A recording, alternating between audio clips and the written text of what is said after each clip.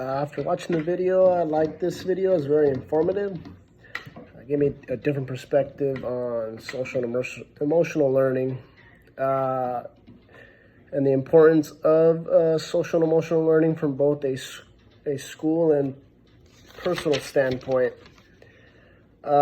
These components go hand in hand. What really resonated with me in the videos when I believe it was one of the principals, she said, as educators, how are we impacting students in a way that will make them think twice? And how are we helping them make good decisions? I feel as educators, we have more of an influence. And I feel like as educators, we have to mold our students. We're molding our students into functioning members of society. As far as a caregiver's role in the social and emotional development of children, the caregiver's role.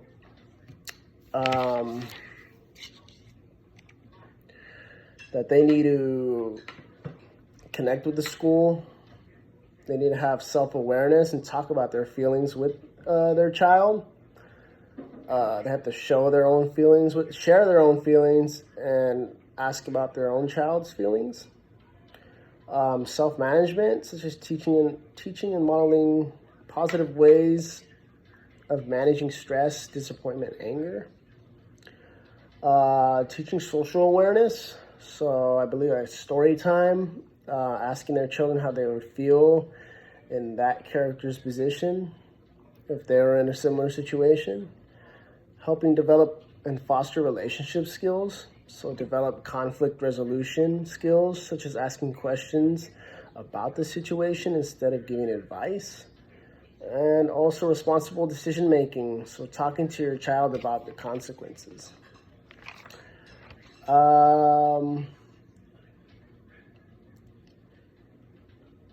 So what's the school's role in the social and emotional development of children?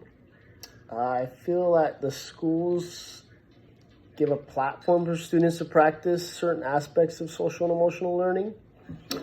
A school should be a safe place for students, so teachers have the opportunity to mediate certain aspects of social and emotional learning and also foster and promote a healthy learning environment.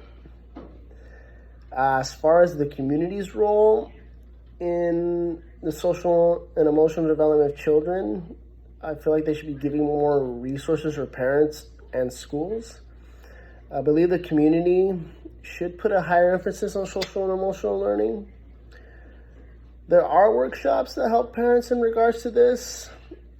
It's just my personal opinion, although students don't relay the information to them, and this causes the parents to be less educated on this topic.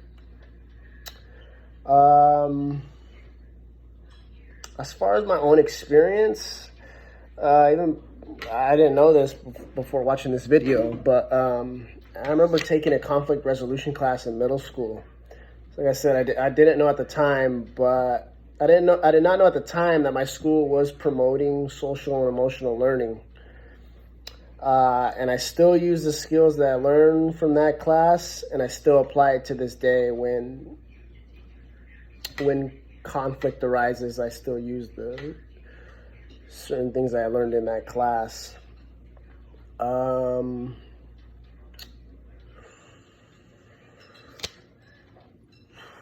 As far as trying to integrate SEL, I will purposely integrate social and emotional development when coaching my girls' basketball team. As far as that's the main setting that I have as of right now before becoming an educator. So I feel like they are already developing relationship skills when things aren't going their way in the court. So they have to talk amongst each other, when things aren't going right, and they have to come to a resolution to get things going together as a team and make sure that they're playing together, then that means they all have to be on the same page.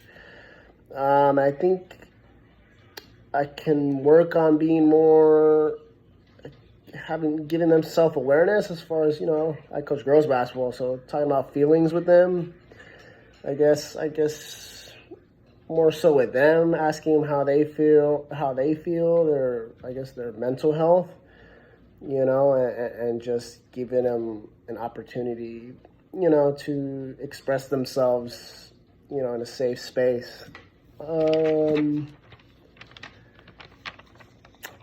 As far as the aspects, what are the aspects that would be at least the hardest for me to integrate as far as in the classroom or in future down the line? I feel like it's self-management.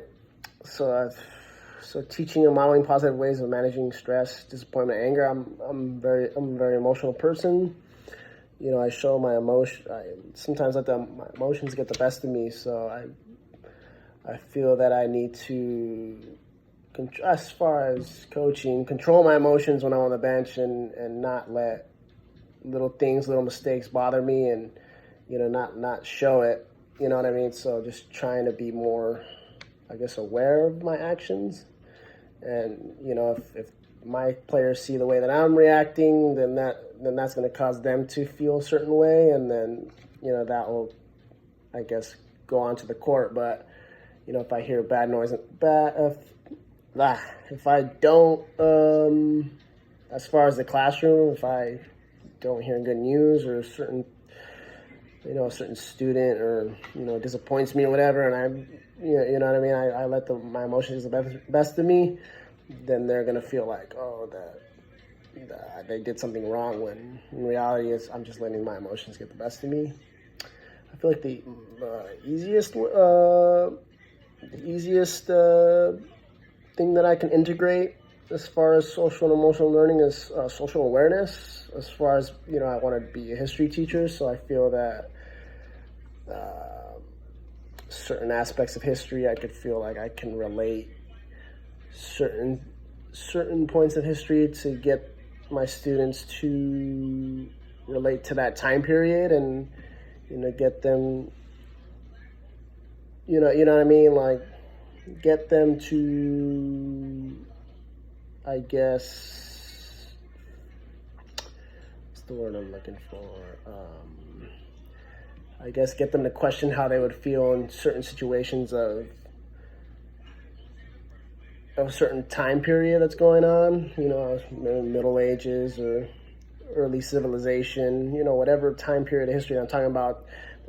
I could maybe do some activities that would make them more socially aware of what's going on in that regard. Thank you.